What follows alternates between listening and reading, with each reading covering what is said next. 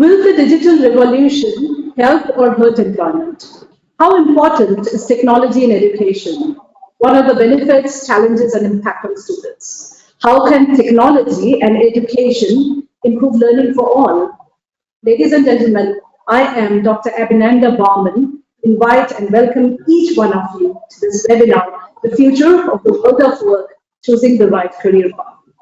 I'm extremely thankful to all the attendees that have taken their valuable time out of their busy schedule and play a major part by attending this event and discuss a lot on this exciting subject. So my first question, I am also honored to be the host of this webinar, and I'm thrilled and excited to introduce our panelists that are playing a major role by acting as exceptional leaders and contributing significantly. So I'm not sure to what extent this is. I would request all the panelists to kindly wave their hand when I introduce you. The question is, what do Professor Monica impact South African consensus in talent movement? Chief Humanities Officer brings this back, as Dr. Stavros said, that I think we are still waiting for talents.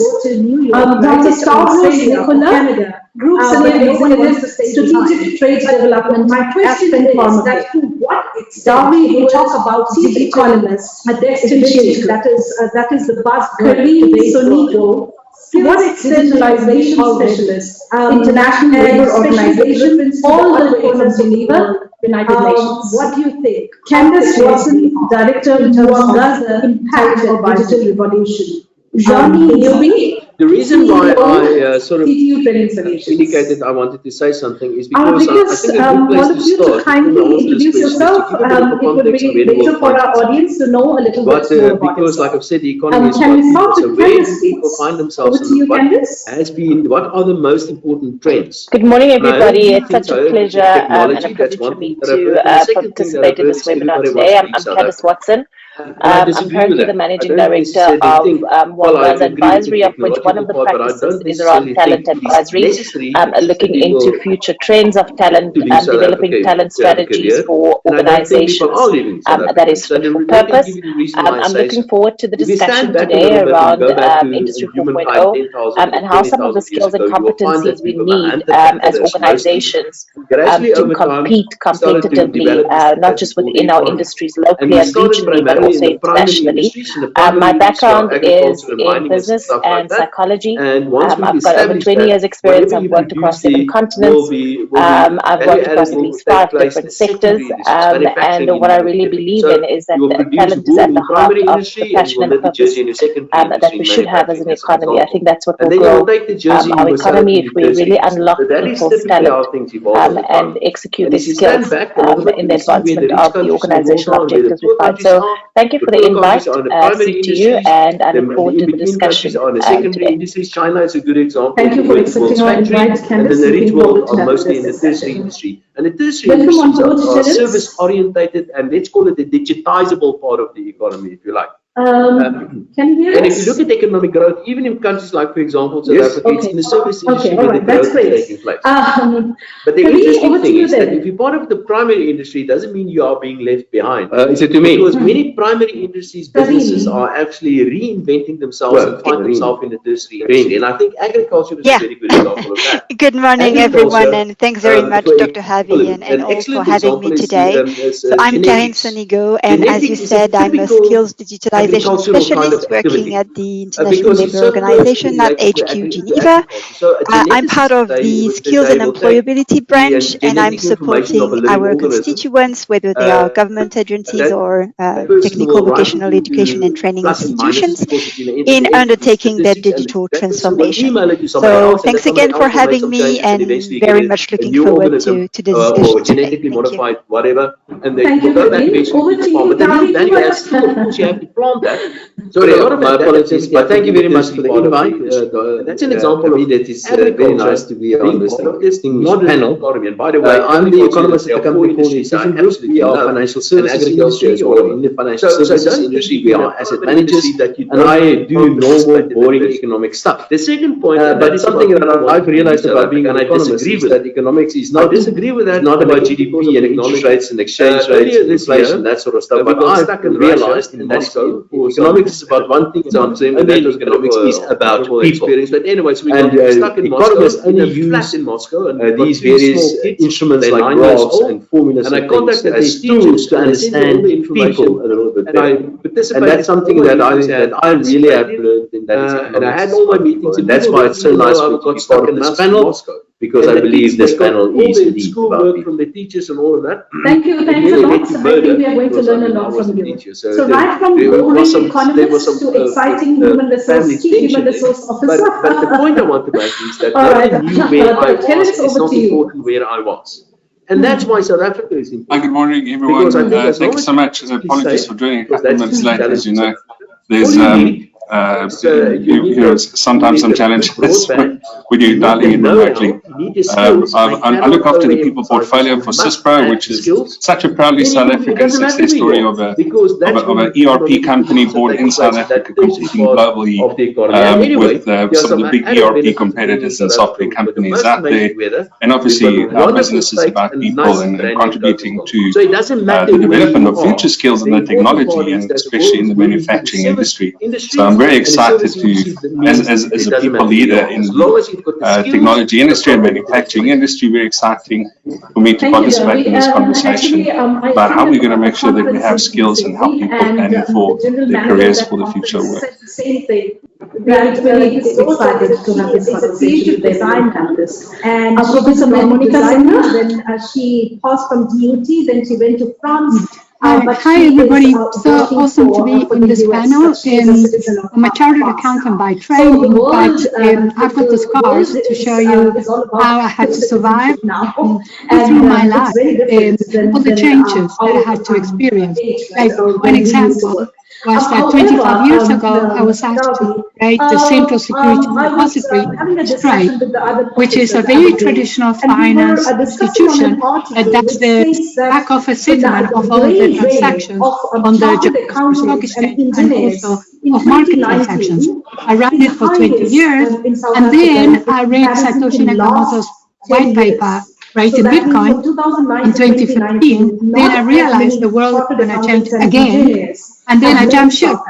And I thought, I'm leaving traditional finance and I'm going to a real startup like Consensus, which today is the biggest blockchain company in the world. I work remotely. It's an international company. And the changes that I had to go through from being the CEO of a very traditional corporate to a startup that is reinventing the internet is so dramatic that I really feel very passionate about sharing with your students and everybody. For example, in South Africa as well, a huge implication for that space. What did But my I have to suspicion do is that most to of that cope kind of people with that the new do reality? You don't understand the trauma of being a very good CEO with PAs and assistants and being left alone. So look, I think just to build on and what talents I was had saying, to tap into to be able to thrive. the brain drain and the capital I love flight every second of blockchain, is very technology and sector cryptocurrencies. And it's And very there is a important that there is a nexus to conversations because digitalization, the world is no changing doubt. so And there's fast, certain and sectors the students that are coming in that are more mustn't look at the digitalized past, than must others. look at the future and say, Now, I want to adapt will we myself ever get this to new in my reality, which I sector think a CTU position is where doing. you treat a patient I looked at your remotely, degrees completely and they're remotely? amazing I mean, because that is the new, you perform laser talents that therapy the or laser employers are surgery, I looking should say, for. on a And I patient definitely remotely. have to say that I it's very suppose important that we is have this possible conversation. into the So, future. thank you so much for allowing me to be here and What look forward I to am the panel finding and the in conversation. my sector, and Thank this you, Ross. is Your directly introduction is such a attributable great example of to safety, change is security, inevitable, crime, change is the and only crime. thing that is not changing. And Thank also you, morale. Professor. Over to you, It's not Dr. easy. Salmas. I've got a daughter studying medicine at the moment. It's not easy I think you're on pitching mute. up on a daily basis at public facilities that are non-functional because there's enough pressure on you to treat it as it is. Okay, thanks very much. If you're treating them completely against the odds, the patient organisers, records are not for accessible. arranging the session. It's a go great pleasure spend and an another honor to 15 be minutes part of taking this patient history. panel. All of those things. It's good to see some of the panelists, some of whom I know and others I very will get often to on know the final today, score no that doubt. breaks the camel's back. So let me divert. I'm neither an economist nor an accountant. I'm a humble pharmacist. So Davi, when I look at the economy, And this really speaks to the heart of practicality, which we're going to discuss today. When I look at the economy, South Africa, are we in a decline? What sort of trajectory are we on? I don't need to consult economists. I just simply have a look at are the sales of antidepressants up or down? They get poached in North America. If they're up, then I know we're on a downward. A lot of the time, these people are leaving because they're frustrated. If the sale of a dysfunctional tablet only partly functional public sector, then I know we're in. So we need to look at what are the solutions. On a more serious note, colleagues, on a more serious note. Yes. I'm going to share some of my experiences of the pharmaceutical industry, and it's a rapidly evolving industry. I'm patient. It is all about skills. Wherever you are, it's all about competencies, and it's all about the doctor, the nurse, evolving talent pools, and that's how a big thing in their life, because both retain those talent pools. So how you prepare for the future. 60, 70 COVID-19 has brought into stark contrast the benefits and value and positioning of the pharmaceutical industry. So I'm particularly passionate. Let me give you another about how we place our country on an incline, South Africa, and we can only place our country on antiretroviral therapy if we achieve two things, in my opinion. The first is that we have the right skill set and we retain those skills in our country. That's number one. But then retaining means you've got to give young people opportunities so they don't leave until recently. And then the second thing is, have we introduced technology until and unless we've got a socially cohesive society, we will never succeed. Every month, and skills is a big part of creating a socially cohesive society. So we can have the best plans, best growth plans, to the economic reconstruction and recovery plans. And if we do not have the skills, and if we are not socially cohesive, so we've introduced we will not succeed. And that's what I want to speak about, called the CCDMA. And then very lastly, technology. And presumably we're speaking to an audience here of largely young people who are looking to shape and carve out their futures. So these are the type of my only advice to each and every one of you looking is to solve. Remember, life is all about the impact that you have. Everything has been done as a business. None of us are on this planet indefinitely. I know some of us do behave like we're going to be here forever through digital. There's this massive accumulation. I saw this just very last year during all the rest of it. During COVID. In reality, we only here for 60, 70, 80 years. The whole African long is you must make countries in Africa. Advice I want to give to young people. And making it count is what impact with my skills and talents. And I imagine what impact can I make on society? And that's something I realized very early on when I was 21 years old and I was sitting in the BITS grade hall for the president, about to receive my Bachelor of Pharmacy degree. So these are the type of examples. As you know, those ceremonies, the Derby, they're like 3 hours. They're quite boring. That's what I've got to speak. Because you get 500 graduates shuffling past. One day you're going to teach me economics. So I thought, okay, well, let me put this. There's a bit of a problem in our country with drug and I sat there and I pondered about the future and I said, well, great, one of those problems now any one of us on this call can walk into a pharmacy. And the now what and about what am I going to do with that to help society? What impact can I go to 8 different and I can share many stories with you. One such example, I needn't remind anyone the burden that places on a healthcare system when you have. Don't you miss when you have patients overdosing in the corporate world? And I said no, because I can sign a deal, and all we simply for a new antiretroviral that saves 1 million lives. Private sector. Now that's having an impact. You know, if Stavros was in any career choice, 8 pharmacies, and any advice I can in one day young person, 8 bottles of cough syrup. So like Darby and us, we like over the hill system. So, and we any advice I can give a young person. So I'm just saying, these look at the basic things you can do in healthcare, and where your talents lie, and how do you best also utilize those talents to have a societal impact and a commercial. My very last comment, I have these discussions. Thank you, Dr. Nicola. All week long, is that where people are saying, look, I want to get onto the next plane and get to Toronto, Sydney, or New York, right? And I keep telling them, you know, whatever you are, you're a neurologist and you're a pharmacologist, whatever you are, right? There are thousands like you in Sydney and New York, but very few of you in Johannesburg And in sometimes it KwaZulu-Natal. happens that when they So open stay their here eyes, they see the and have a true co-pilot impact also on sleeping. society. So, We need you, so that is and the you need impact society to have that of aviation So thanks very much, colleagues. digitalization in It's a great some pleasure to be sectors. here So with yeah, you it's today always and I not look as forward to the fancy. conversations. All right, Professor Moni, thank you, Dr. Stavros.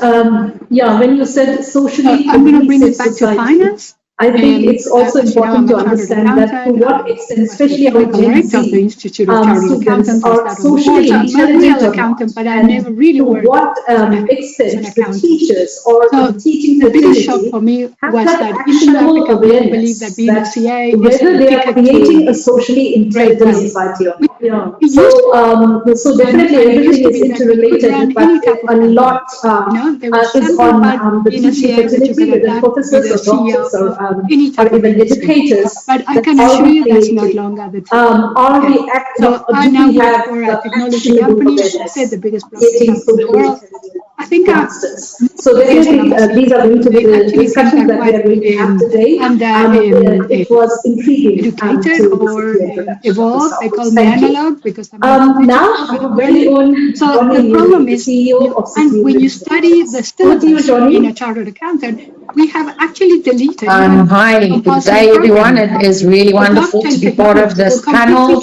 I'm looking forward to learn a lot because whatever we take from this session, we certainly want to push forward to our students and our staff and our planning. As CTU Training Solutions, we've been providing education and training solutions since 1987, so we really enjoy being in the education and training environment. We have 12 campuses nationwide, and we cater for corporates, school leavers, career changers, and I think if I can maybe, say something about impact, Dr. Stavros, that's exactly what we are here to do. We want to make an impact on every single student, and we hope that we create graduates, whether it's a graduate, whether it's a career changer, anybody, if they leave their studies, well, there is something like lifelong learning in IT. You never end, you continue to learn all the time.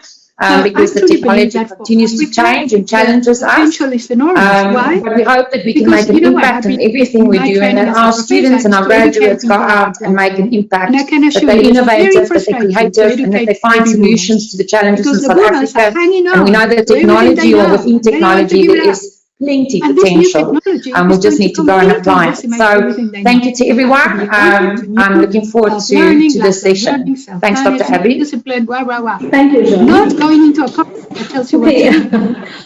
I can assure you nobody at consensus tells me what to do, because there's no one there to tell me what to do. I don't have a boss that tells you what to do. You have to just come up with the innovation and creativity, and show your boss, have not got a boss, but show the company that you're adding value. And I don't want to even get into the new types of organizations that are coming, which are called centralized autonomous organizations. There won't be bosses, there won't be people. You just interact with this protocol and you will get paid real time, transparently. So all these new ways of working are completely changing.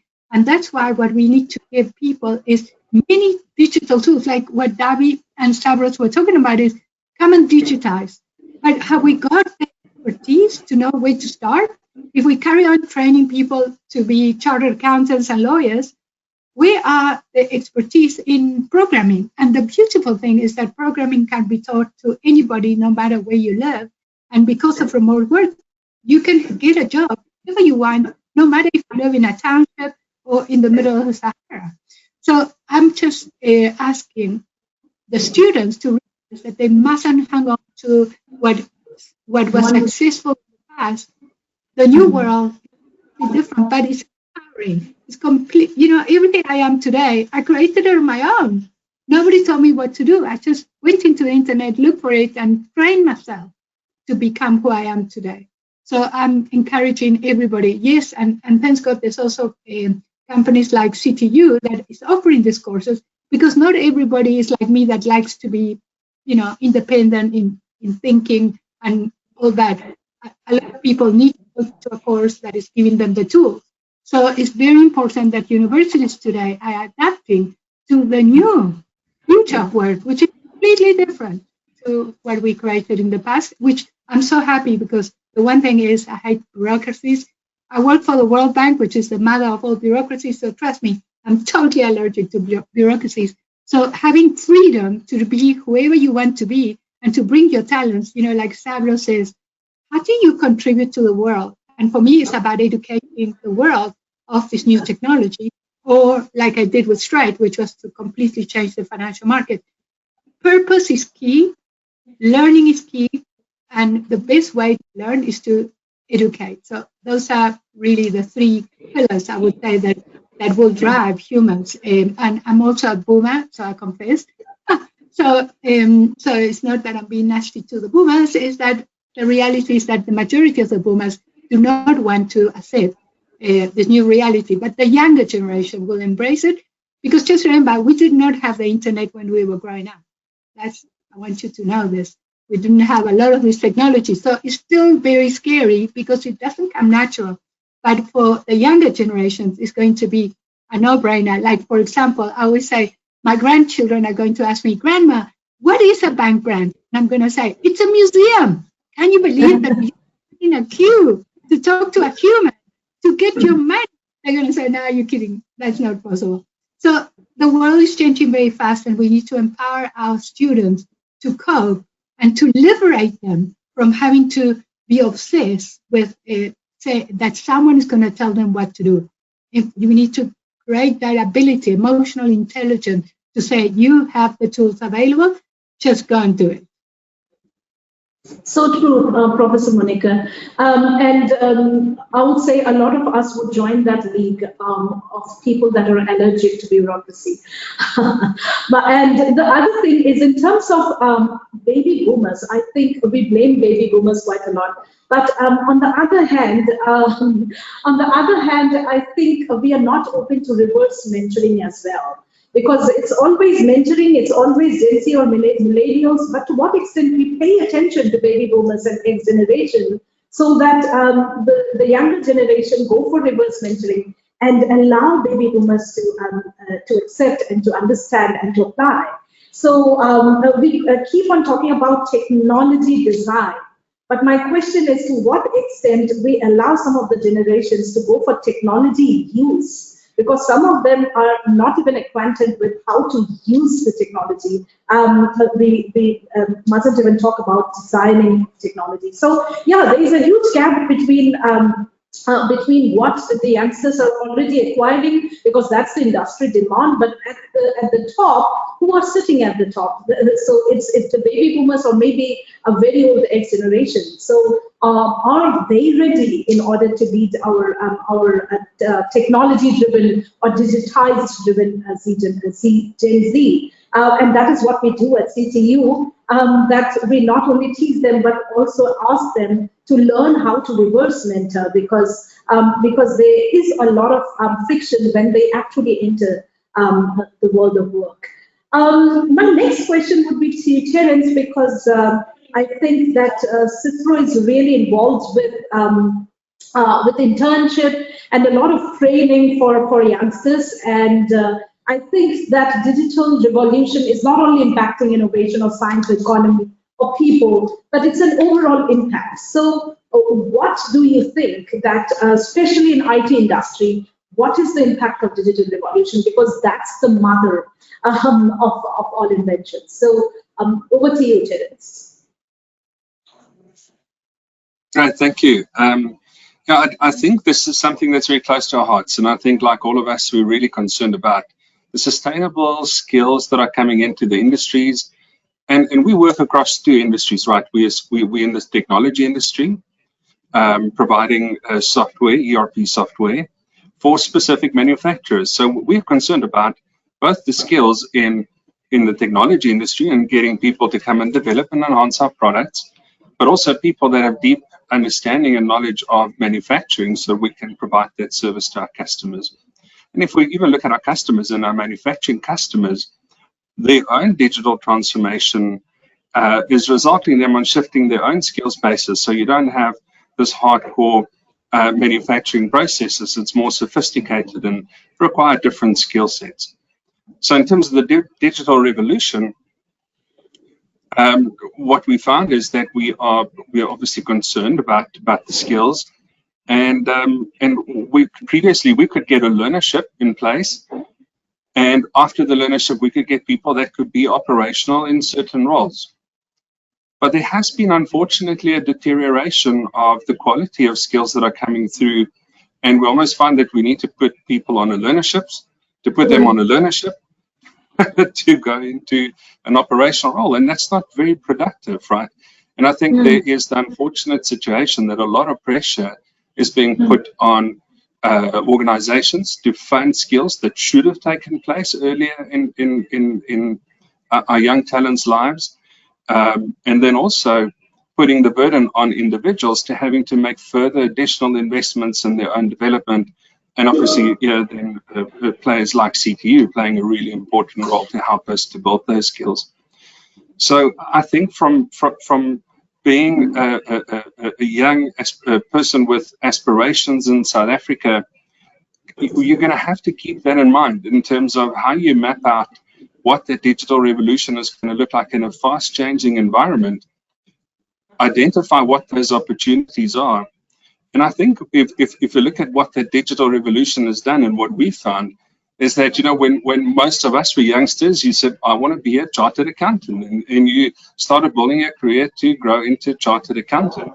And that has unfortunately shifted, and you're going to be required to plan more dynamically around your career and say, I like doing these things, and I have to empower me to be better at these things. And how does these things that I do and that I'm really good at, what type of jobs can I do with these things? And it just makes you more agile than keeping a very narrow focus on a very specific job in mind. So I think organizations should help young talent to focus more broadly and more dynamically on their own skills development. So I think it affects all areas in our economy, and I think being just aware of how I as an individual have to take ownership for that, because I'm not going to get it. And like Professor Singer said, there are less and less opportunities for people that will actually tell you what to do. I have to take the ownership and use those opportunities available to me. Thank you, Terence. I would absolutely agree with you, Terence, and even Professor Singer said the same thing, that it's all about talent acquisition. So it's talents that is that students are filled with. Sometimes they just don't know the direction. So I would ask Johnny and Kareem the same question, because Johnny also came from Bern, Switzerland, after having her 15-day trip, and Kareem would also be able to vouch what I'm going to ask.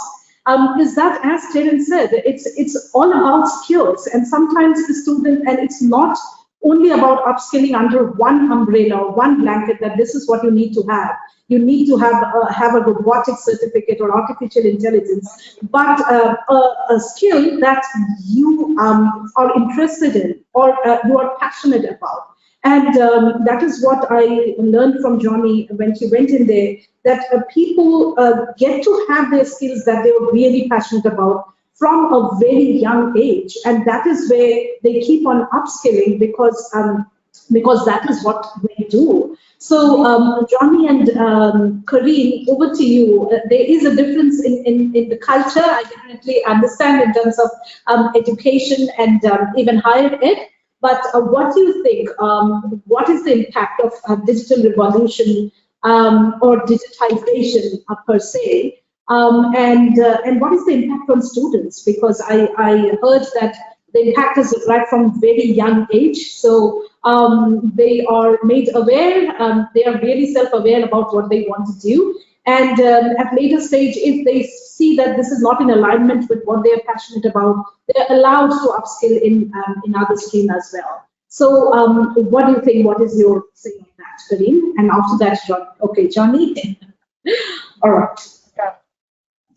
Dr. Abby, yes, thank you. We were privileged to attend the vocational and professional education and training session hosted by the Swiss Federal Institute for Vocational Education and Training, and we learned on best practice. And I think what we could, in summary, what we could take from it is the apprenticeship model worked really well.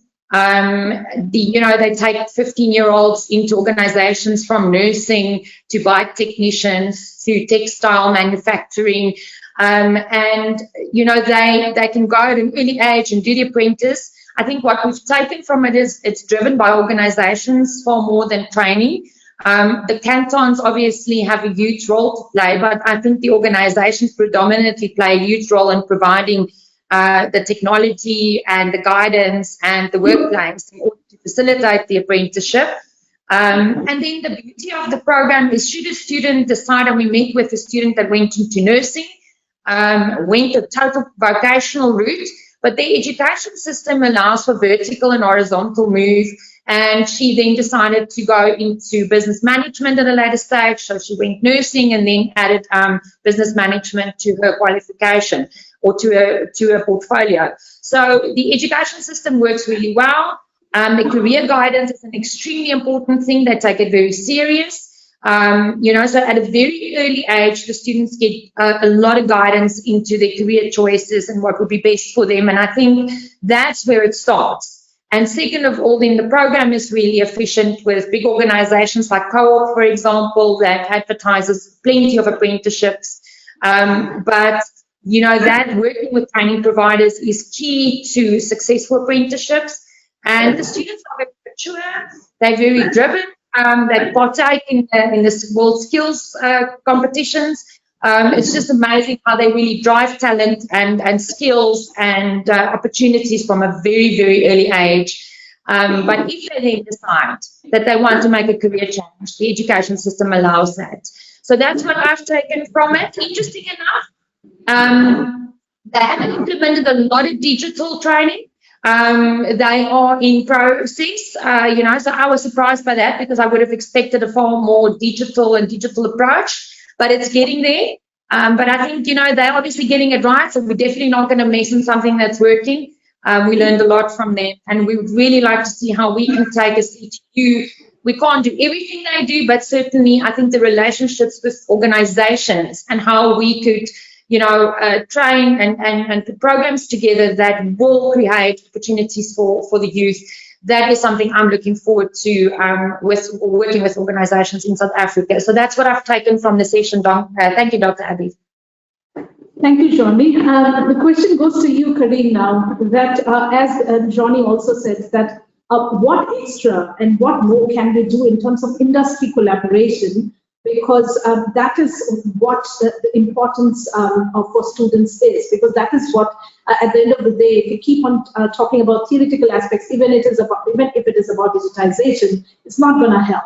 So what is your take on that? Thank you, Dr. Habi. So maybe to follow up on what Joanie already shared, I may talk to the skills development and TVET sector in general and how it is impacted and has been impacted by the use of technologies. And I would say that we can look at, and that's the discussion we have today, look at technologies as a key driver of change and of course of the changing skills demand in the digital economy and society, or in the labor market in general.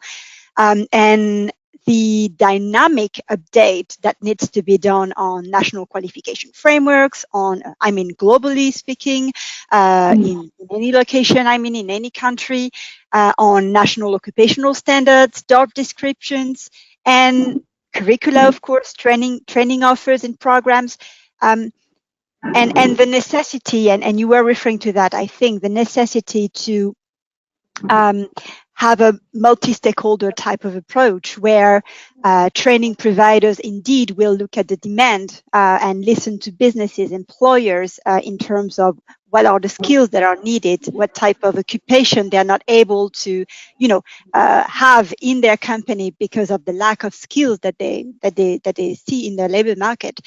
How important it is, to partner with employers, with businesses, to have the type of, sector skills bodies on pharmaceutical, on different technologies that other panelists referred to, and social dialogue as a key to make sure that we have a global visibility on this.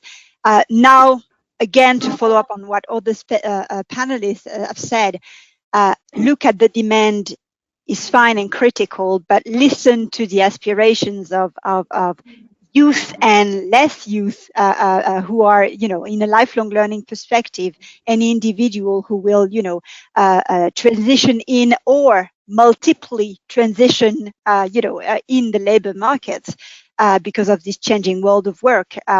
So I think that's one side of the coin, like the what and the driver of change that is that are technologies. Technologies should also be seen to me as an enabler of change and digital transformation. And in that respect, the skills development sector or TVET sector also need to undertake their own, digital transformation. All the high-level functions of a skills system need to undertake this transformation. And I'm talking about not only the how design and delivery of training need to evolve to deliver virtual instructor-led training or hybrid experiences, or use immersive reality for pilots, for example, but also how and Joanie referred to that, how career guidance and career education need to evolve. And we should provide e-services as well to make sure we have a seamless experience for individuals in that respect. How labor market information and information systems should evolve and use, technologies such as big data to anticipate skills needs or identify the skills that are needed in the labor market at a national or more global level. How any of the way to access employment opportunities or training opportunities need to evolve as well, to be undertaking their own, digital transition. So yeah, and I could, mention a lot of them now: skills recognition, how skills portability, thanks to, micro-credentials type of mechanism can and have to evolve. And that means implications. I mean, it implies redefining roles and responsibilities, chief data officers or individuals in charge of data protection, for example. Those are roles that were not here a few years ago. So there's a need really to redefine those roles, those responsibilities, make sure that we have policy and governance around this, like the enabling environment. I mean, it's not only IT or infrastructure type of considerations linked to technologies, it's also continuous professional development for trainers, so they are able to deliver those skills and deliver them online. Why not? The possibility and the necessary development of those basic digital skills and basic digital literacy for learners as well, so they are able to, go online and attend a course, for example, or other types of, considerations that we should also look at in that respect. And of course, all of that needs to be interoperable, needs to be interconnected, and the seamless experience for learners is definitely key, so that we can provide them with the relevant guidance, I should say. Thank you. Thanks a lot, Corinne. Candice, just in order to add what actually Corinne said, that most of the times what we are doing is, this is what the industry demands, this is what skill you must have in order to at least have an entrance in the business world. And the students are confused. Sometimes they say, doctor, madam, were you aware when you passed with your matric that what you're going to do? And to be true, we weren't as aware. And they say that if we are not aware in today's era, we are going to be nowhere. So is the world harder now?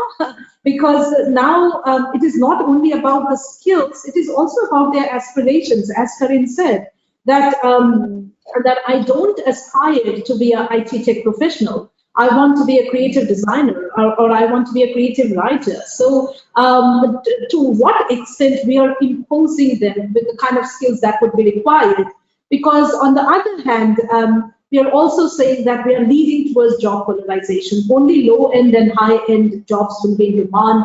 And middle wage people would not be required, because the hit is on that level of employment only. To what extent that is true, and what advice we must give to our students in order to I mustn't say that to sail on both the boats, but in order to strike a balance between what they actually aspire to become and what is needed in the industry. Good. Yeah, I think very relevant question. But I think if I go back to the unit of analysis, as I would call it in my research, and I think Davi alluded to it earlier on, it's about, at an individual level, the people of this country. When we talk about employment levels, we saw the stats from Stats SA in August, plus 30% of the economically active population of this country is unemployed. Just to share anecdotally, last night I was at the Wits Great Hall and we were doing the induction of the new Golden Key Honor Society, which is an international organization that essentially recognizes 15% of the top performing students at these different chapters at the different universities. The statistics shared by the CEO of Golden Key is that in South Africa, less than 10% of matriculants makes it into formal education. And we are dealing now with that natural tension that we need to propel our economy forward. And I think there is a place for Industry 4.0 in that technology gives us options. It revolutionizes industries. But it's not happening consistently across sectors. And when I talk about cross-sector, I've had the privilege of working in financial services, in technology, in logistics, industrials, agriculture. And each industry has a very specific nuanced skills requirement. And I fear that if we have this conversation and we brush over the systemic issues that is frustrating economic growth, the skills that we will develop is just putting plasters over gaping wounds. And I want to cycle back to the earlier conversations, right? Because I can sit here and we can have an academic conversation around competency skill sets, which is linked to business strategies, because that's what we do in our firm. What strategies from a business perspective do you need to compete? And once you understand your competitive advantage and you put your strategy in place, how do we distill that into specific competencies, whether technology competencies, manufacturing competencies, people competencies, leadership competencies? And once you've done that, how do you design the roles you need? How do you discover the talent you need according to that design? How do you develop it? And I think this is where institutions like CTU and other academic institutions and colleges come in. And how do you deploy the talent? And I want to link back to earlier conversations around the talent brain drain, right? As much as we're not seeing it in the numbers, Davi, we know that the sentiment amongst these top performing, skilled individuals in this country, and this is me having worked in multinational firms and JSE listed firms, is that the sentiment is more than just crime. It's around healthcare, it's around access to funding, it's around systemic failures of states and municipalities, and it is around across, not just within a South African context, but across Africa, because my research focused on African C-suite executives, right? It's around that corruption index in Africa that frustrates the progress of society.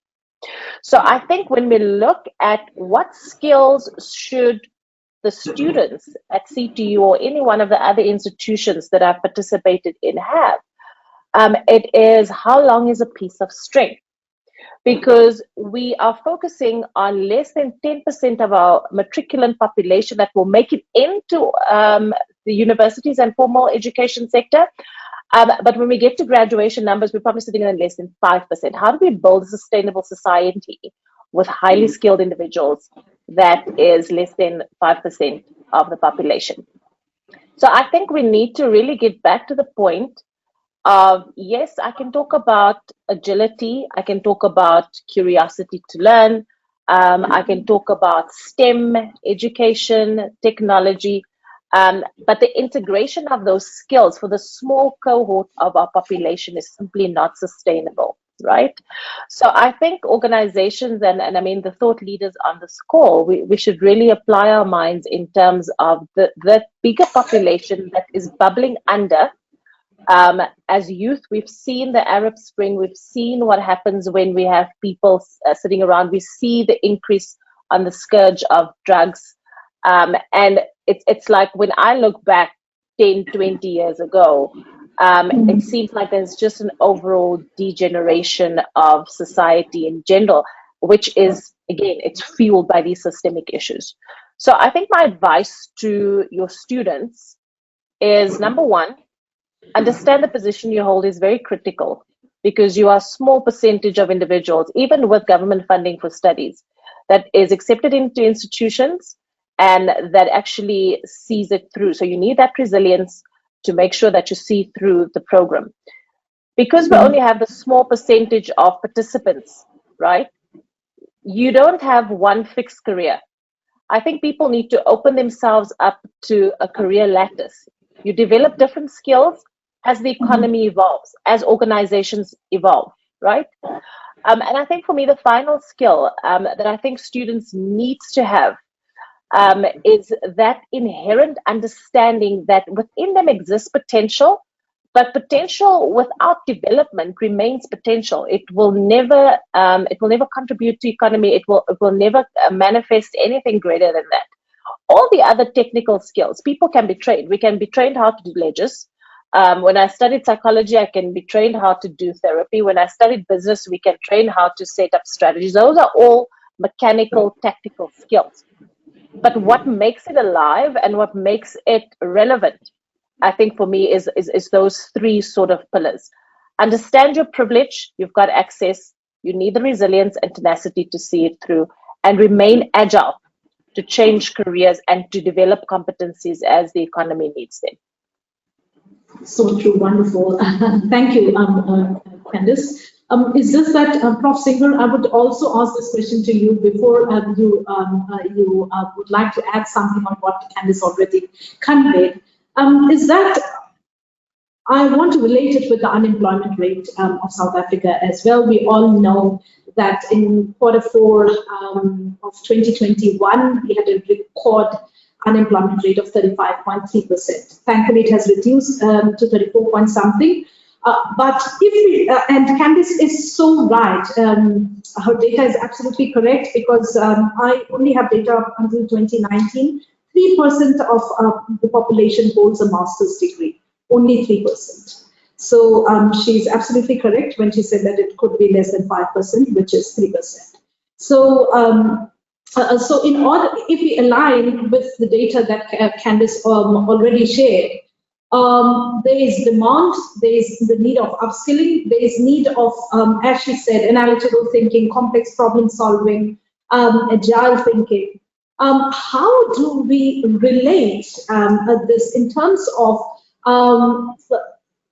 the skills that we have and the amount of skills that we need from the population to possess? So there is not a proper alignment, because if we can see that its unemployment rate is sky high, the number of people holding a master's degree, even an undergrad degree, is not more than 10%. And we are demanding analytical thinking, complex thinking, and the digital impact of digital revolution.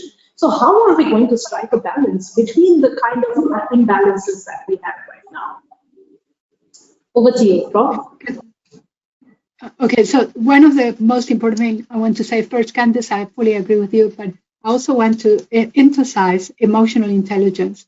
As you know, we are truly replacing a lot of the functions in finance with robotics and artificial intelligence.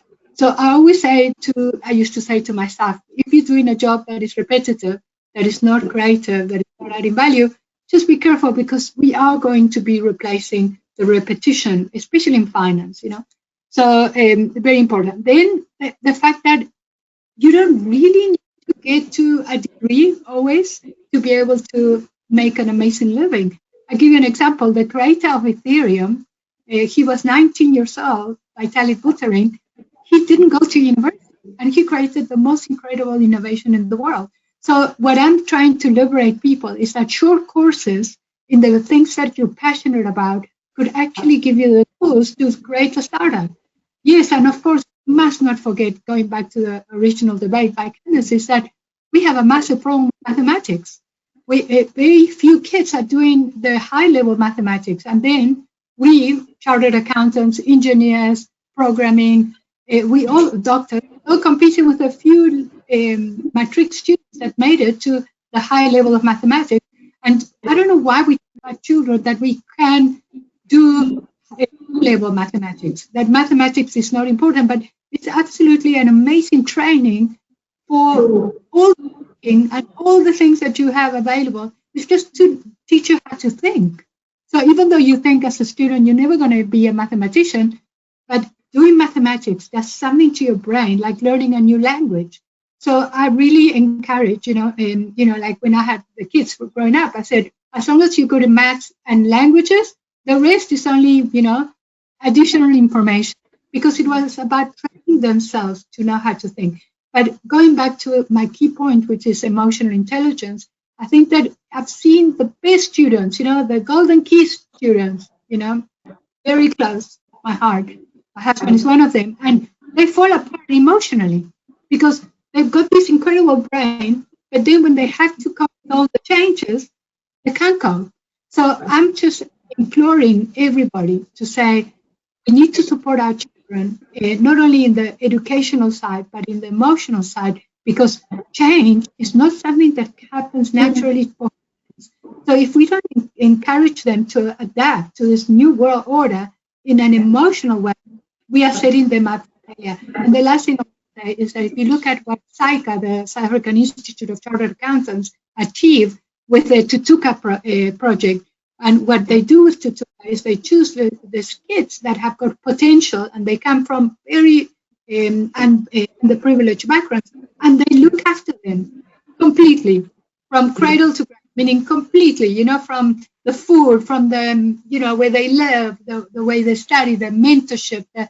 You need to do much more, okay, to get these kids through to survive in this new world order.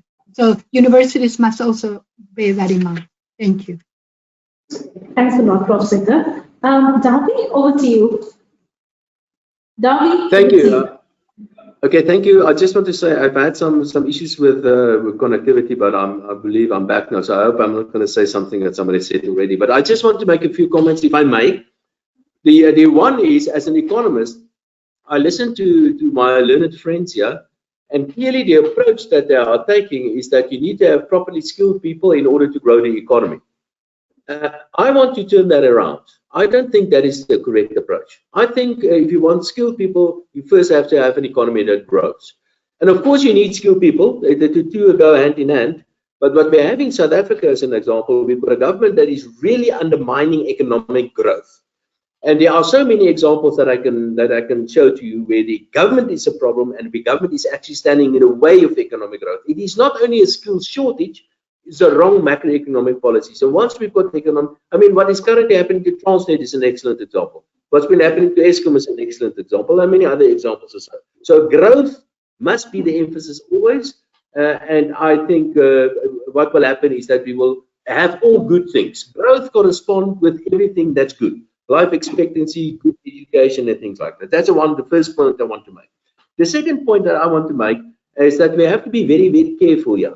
And I know that you're an educational institution and that you are obviously selling your product, and your products are education. You're selling pieces of paper. We have to be very careful, and in South Africa we do this, is that we put all this emphasis on qualifications, and quite often we forget about skills. Now, an excellent example is matrics in South Africa. Every year we produce 5,600,000 matrics in South Africa with a qualification called matric, and this qualification is basically worth nothing. So be careful when we talk about qualifications, because people if you talk about qualifications, quite often they make the second mistake. And that is, once you've got a qualification, then it's done. You're fine and you're set for life. And that is also wrong. You can't have a qualification and think you're ready for the rest of the life. It's a continuous learning process, and it's a continuous change of career, which we've heard already this morning, people making comments about that. So be careful about qualifications, put an emphasis on skills. and make sure it's a continuous process and it's a change, it's a continuous change that is happening. And then something that, and I think that and Candace sort of alluded to that. I don't know if you've spent time on that. Something that I'm particularly concerned about in South Africa. We're talking here about higher education, basically, which is good and well. We must have that. But you know, the most important part of education is our primary education, or even before primary education. And if you look at the quality of South Africa's primary education, it sucks. It is absolutely horrible. Despite huge amounts of money that we spend on education in South Africa, the quality is of the worst in the world. And perhaps the starting point must be to start with where it really matters, and that is with primary education. And what I would do if I was the government, I will give up tertiary education and leave it to the private sector and say, listen, I'm not interested in tertiary education. The job of government is to provide the world-class primary education, and the private sector will sort out the rest. And then I just want to, just a comment about, I just want to point out the danger of technology. There's a huge danger, and that is what Dr. Stravos mentioned when he talked about the cough medicine. And I think that's an excellent example.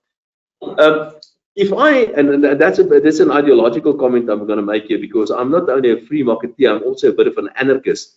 And if I want to go and drink 10 bottles of cough medicine, it's really my business. Because the moment we put too much of this technological power in the hands of politicians, they are going to misuse it, I promise you. Now, a good example will be, for example, Monica, central bank digital currencies. Central bank digital currencies will give governments, or the central banks, which is actually part of government, but it will give central banks the power to determine and to specify what I am allowed to spend my money on. So, and because central bank digital currencies are programmable currencies, if you like, and that is a huge, massive power in the hands of Big Brother, and I do not want that. So the point I want to make is that we have to be careful that there's a danger in these technologies as well, and the biggest danger in these new technologies is when it lands in the hands of the wrong people, and the wrong people are Big Brother, governments as well. Of course, there are amazing stuff that we can do, but we have to understand, we have to appreciate that there's danger involved here, and I would prefer a dangerous world where I have the power in my own hands than a less dangerous world where the power is in the hands of politicians. Thanks a lot, Ravi. Very powerful. I would like to take your second point and ask Kareem that, as he said, that it's less about qualifications and more about the skills that you need to have. And that is, what I've heard from Johnny is exactly implemented in there. So what is your take on that? And the third part, Darby, last month, I hope our primary education and our Department of Basic Education endeavors are going to be better, because last month they did a research on our primary education system with 5 other education systems, Cambridge, Netherlands, Zimbabwe, and I think 2 more. And South Africa could find that we are way behind in science and mathematics core. So last week they said that they are going to introduce robotics, and I think one more, I can't remember at this stage, that is going to at least raise the standards to some extent. But they agreed that we are not on par with a lot of other education systems. So at least they are giving it a try. So yeah, Darby. Kareem, back to you on Darby's second point, that it's less about qualifications and more about the skills that you acquire. Over to you, Kareem. Sure. Thank you, Dr. Abby. So, right. The skills dimension is really critical, and maybe here I can also try to because we are talking about technologies and digitalization specifically, maybe I can try to break the myth of digital skills being the skills for tech, IT, digital roles specifically.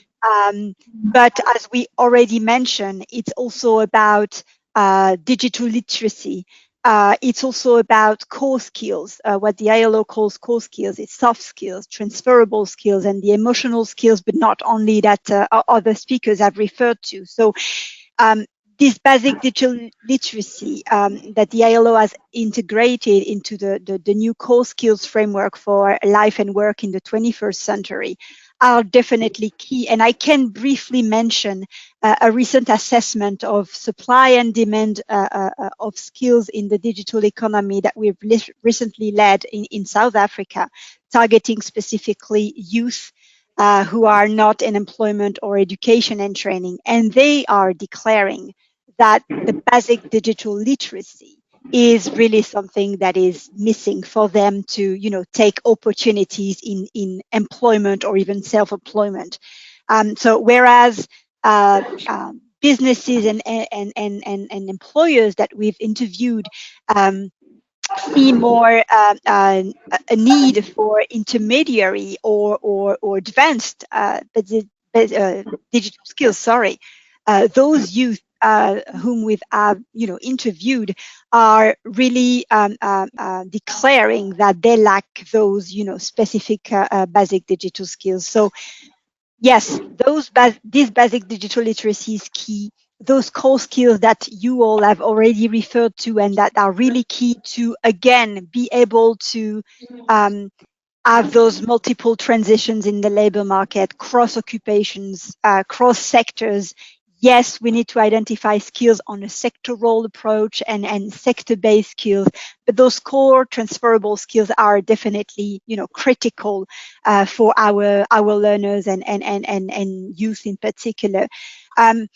Now, I may say that we also sometimes forgot those new, hybrid occupations, what I call sometimes tech-enabled roles, where you are an HR professional or a practitioner, you are a marketer, and you need those type of digital skills that are not specific to tech, employees, but that enable you as an HR professional, for example, to make data-driven decisions, because you become data literate. You're not a data analyst, you're not a data scientist, but you need those type of skills, that we will use, across sectors and occupations. So I think that those three, elements that are not, we're not talking about blockchain specifically or AI, those more, advanced digital skills, but look at core skills, look at this basic digital literacy that we found is really critical and still missing within the youth population, and also, as I said, those hybrid type of occupations where you need not only those technical skills for a marketer, for example, or HR skills for an HR professional, but also those core skills and those digital skills that enable you to be efficient on a daily basis. So true, Karim. I was coming to you, Dr. Nicola. Just in order to mix this question, right, with what Prof. Singer said and Karim said, it's important to have emotional intelligence as well, because it's extremely important to have self-control, self-awareness, empathy, social awareness. It's extremely important. But on the other hand, we are dealing with robots. On the other hand, we are also looking for the skills that Karim said, and the perfect blend and hybrid, should we say, approach of being able to work and be fit for the industry. My very basic question, because now there is masters in human and robot leadership. So that's a very funny master's degree for me, but that is one of the degrees that many universities are offering, human and robot leadership. So are robots going to replace humans? Because your industry would be the first to do that, I guess. So that question goes to you. Thinking about emotional intelligence, thinking about even spiritual intelligence that people must have. People mustn't leave the thought of having a purpose in your life. So then again, we are going to deal with robots as well. So are robots going to replace humans? Very basic question. Dr. Nicola, over to you. Okay, thanks very much. Before I respond directly, I wanted to just preface with a statement, and I was going to make it earlier, right? Because Davi is quite right. We sit in a country that has amongst the worst youth unemployment, amongst the worst income disparity, etc., and a terrible education system, certainly at primary and secondary level. I think at a tertiary level, we're not too bad. So how do you kind of reconcile and marry up all of these issues, right? And many have said that we missed the third industrial revolution, right? And the fourth industrial revolution looms. We're in the midst of it, actually. So there is a concept of leapfrogging. There's an opportunity to leapfrog. So we might have missed the the manufacturing industrialization aspect of it. And we often talk about reindustrializing. I don't think we ever industrialized fully anyway in the first place. And there's no reindustrialization. There's an aspiration to bolster manufacturing with a multiplier effect back into the economy. But the digital revolution has been looming for some time. And the only point I want to make here is you don't have to have fully consummated the third revolution, which is the manufacturing one, to successfully enter into the fourth, the digital revolution. You can leapfrog, and that's what we've got to do. We've got to get that mindset of leapfrogging. Okay, so that's the first thing I wanted to say. The second thing is, will robots, AI, and all the other things that we speak about, will those eventually replace humans? I think that's not the conversation to be held. The conversation is, how do humans use this technology to find that balance and look at where the commercial opportunities and the growth opportunities sit? I think that's the right discussion. I think if you get into the mode of discussing, well, a robot's going to replace me next week, and as I said, you're going to do laser surgery by a robot. A robot doesn't have emotions. I mean, a robot's not going to understand what I'm feeling as a patient, right? So that's not the conversation to be having. You can move into a self-fulfilling prophecy here if you do that. I think what you need to do is say, how do we use this technology as humans, understanding that humans have got emotions, emotional intelligence that robots don't have. That's the conversation. But more importantly for me is, how do we leapfrog into that next revolution as South Africa with the right skill set? That's the conversation. Thanks very much. Thank you, Stavros. Doctor, okay, all right. Davi, I would pose one more question then maybe you could answer to that question as well. As Dr. Nicola already said, that it's not about whether robots are going to replace humans. That's not a talk. What we need to talk is how we can practice emotional intelligence, spiritual intelligence, still be skilled and being able to manage robots. So that's the question. My next question is, I know that you want to add something. To what extent, because this is very, very important, we need to go green, because it's about the sustainability of the environment as well. And to what extent skills or qualifications related to green technologies is going to help our students in order to be more skilled, because that is what we are going to require. I read your article on ESCOM recently, and I feel that you would agree that to a large extent, in fact, we need more awareness on green technologies, skills required to implement green technologies, and definitely some qualifications on that stream. So that question is also for you, Davi. All right, let me get to the green one, and that is the one where I'm going to get into trouble, and that is, I think there's far too much emphasis on the so-called green technology. If you look at the economics theory can easily accommodate, the existing economics theory easily accommodates all these externalities, because green stuff or green technology is around the question on whether the so-called damage to the environment, as an example, is properly integrated or internalized on the income statement of the polluter, and there's more than sufficient economic theory to cover that. And in fact, if you stand back a little bit, everybody's telling us that the world is going to come to an end, and we've got all these heat waves, and we've got all this, everything is going wrong. That is just untrue. If you stand back, we've never had it so good. We've never lived this long. We've never had the kind of living standards that we have currently. Even the giant panda is not critically endangered anymore. So there's a lot of good stuff out there. And people quite often, and I've got a major issue with this, people walking around and telling us that the world is going to come to an end. That is certainly not the case. I don't want to get, I think in the case of South Africa as an example, is that if we talk about energy specifically, the safest energy out there must be, without a doubt, must be nuclear energy. We have to start building nuclear power stations all over the place, because it is by far the safest source of energy. But for some weird reason, people say nuclear energy is the devil incarnated, or even when you talk about coal. We've got this huge, abundant natural resources, and that is coal, and you can make use of modern technology and very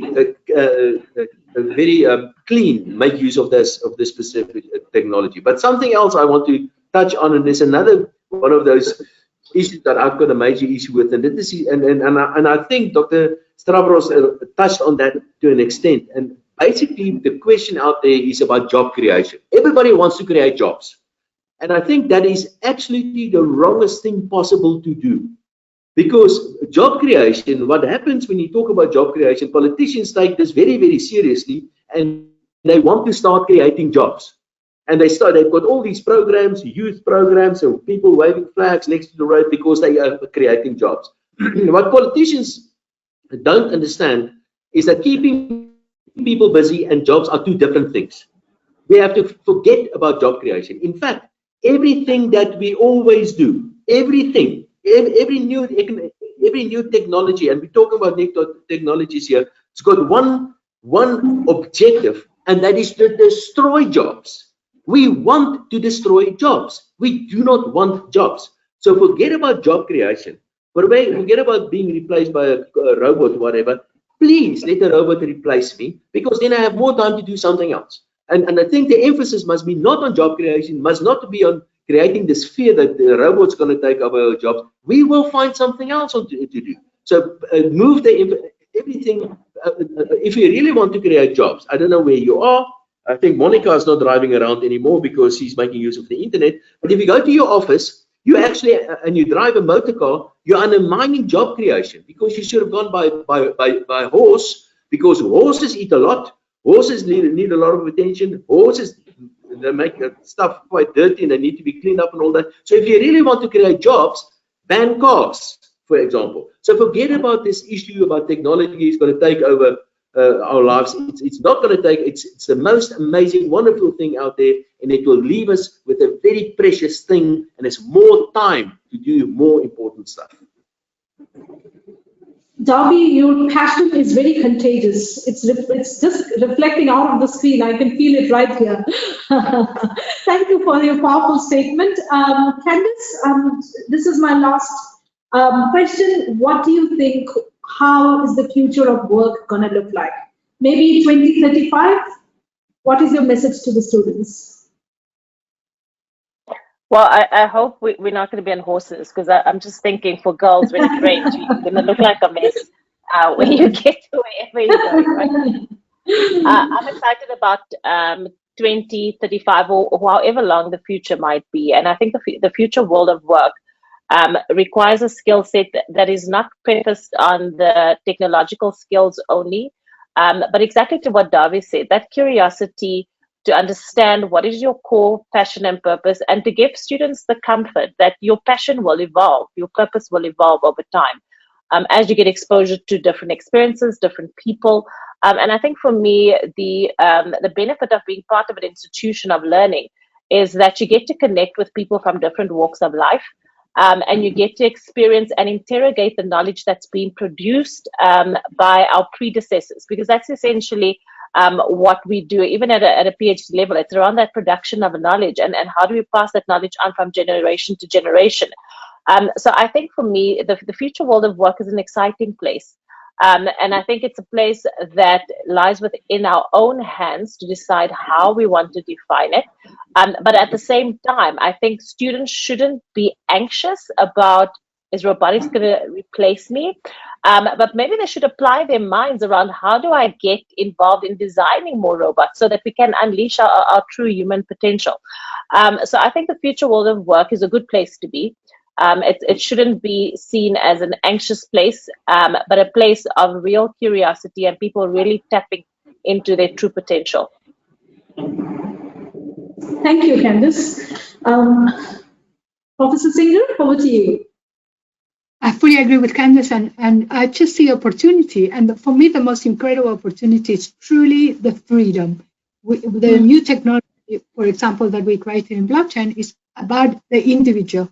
It's about taking the intermediaries out. It's about not having to rely on big brother or big governments. Or I know that you laugh at, and I too, I'm a libertarian. So imagine why I'm so passionate about this technology and about telling people that they're going to be completely independent.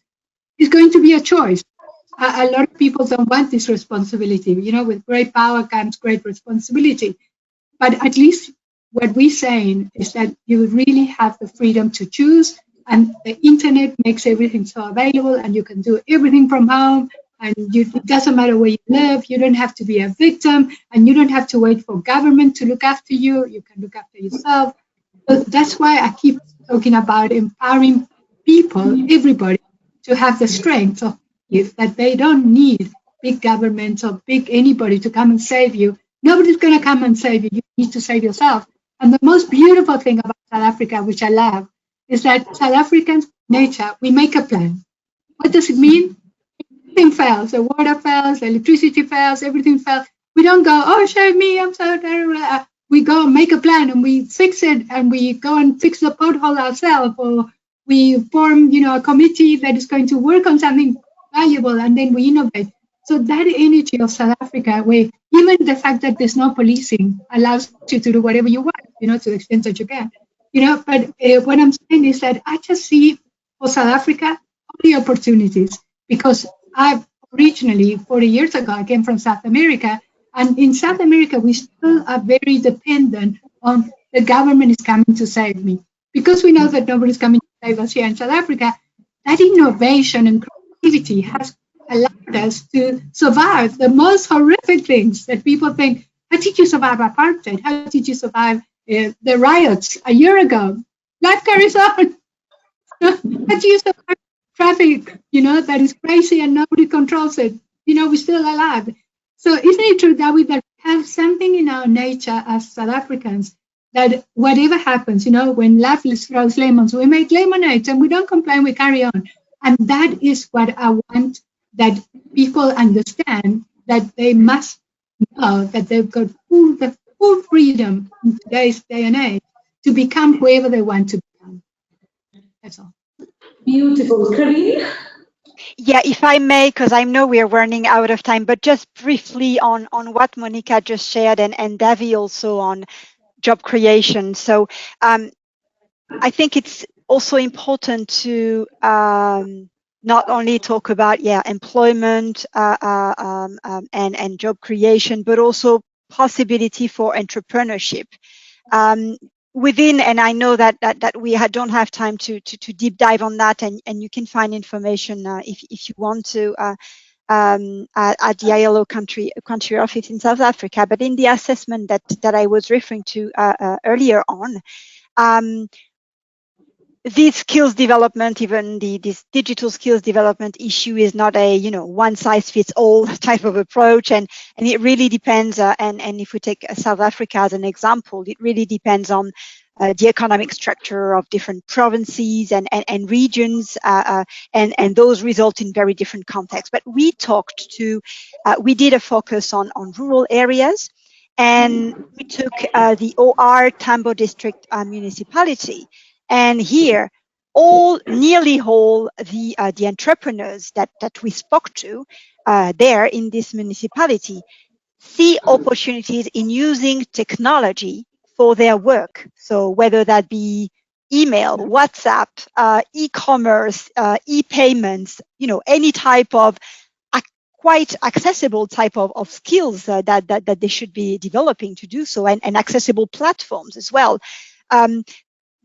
because these are, entry-level type of platforms. So they see real opportunities, and we had a lot of examples in the agricultural sector, and this also brings, opportunity for a specific community-based type of opportunity. So just to say that, yes, we are talking about employment versus unemployment, but we're also talking about, and I hear what Monica is saying on freedom and, self decision making, etc. So just willing to say that, yes, entrepreneurship is really something that, in terms of aspirations, youth that we heard are definitely interested in, and willing to empower themselves with it. And digital skills development is definitely something that will help empower them. Sorry for taking this time. Thank you.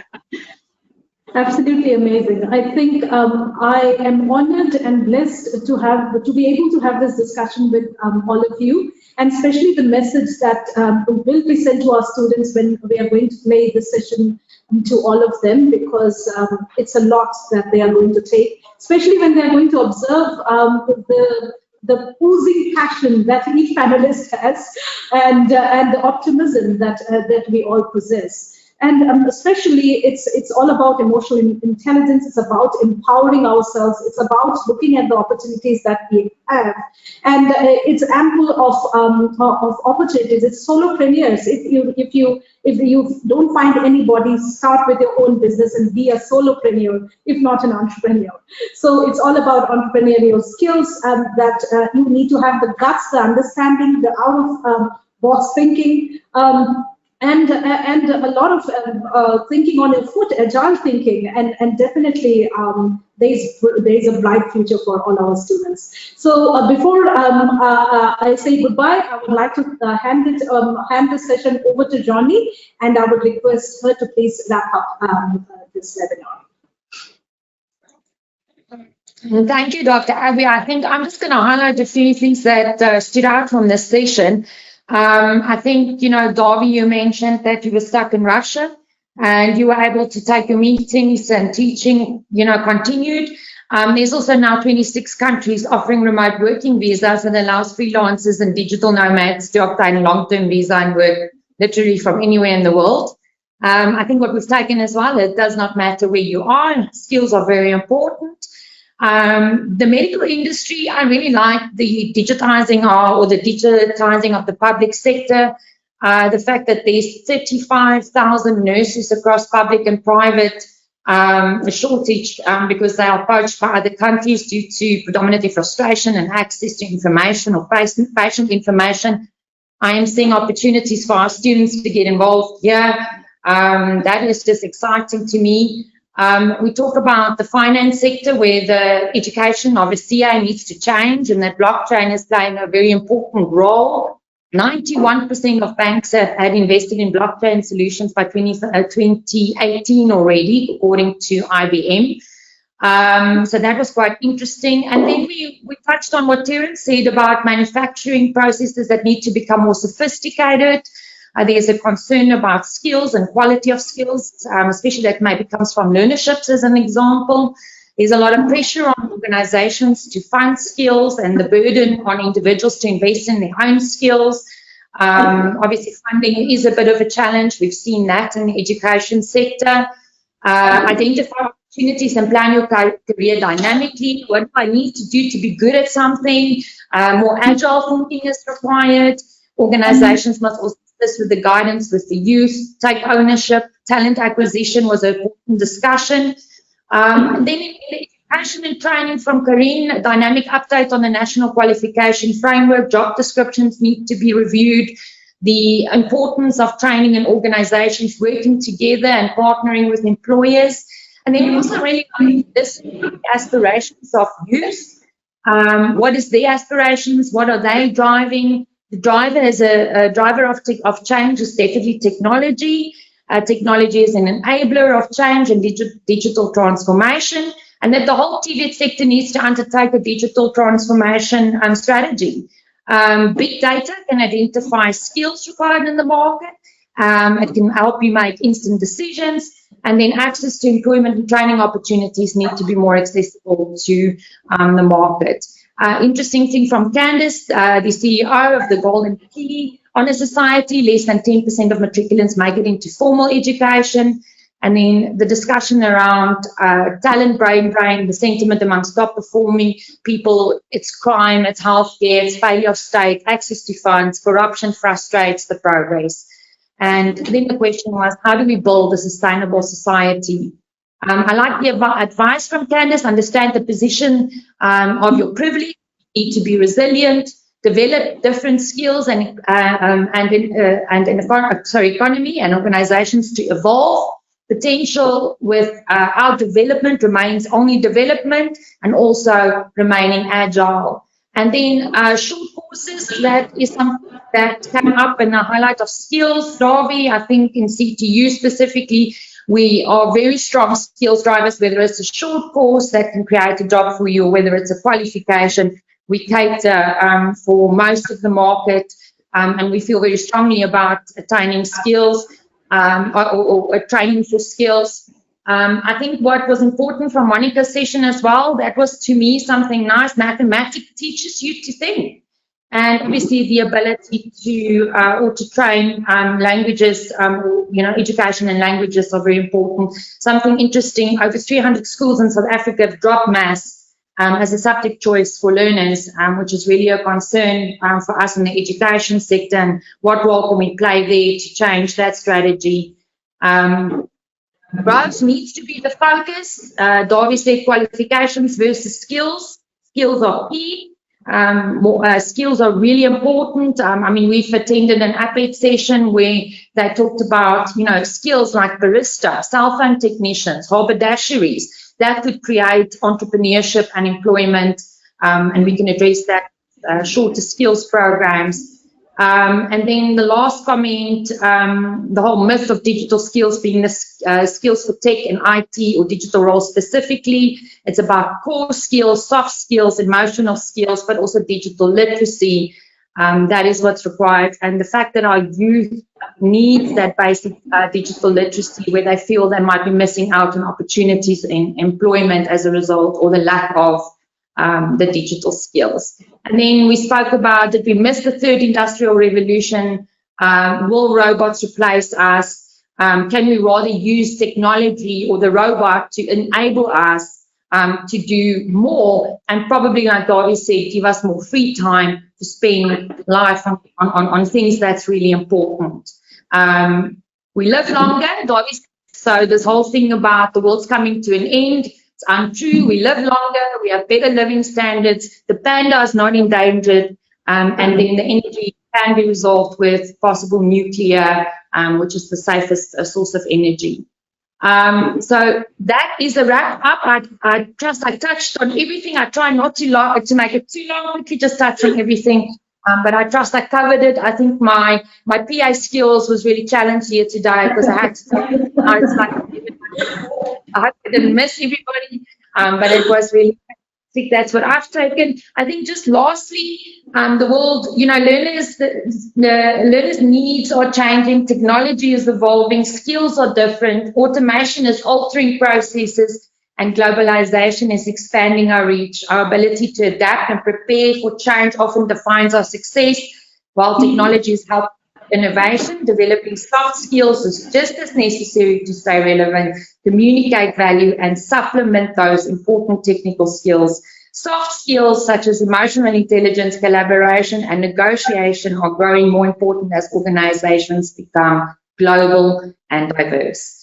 And that is just to take it all together. Thank you, Dr. Abby. Thank you. Thanks a lot, Johnny. Thank you to all the panelists for your time. We really, really appreciate it. Enjoy your day.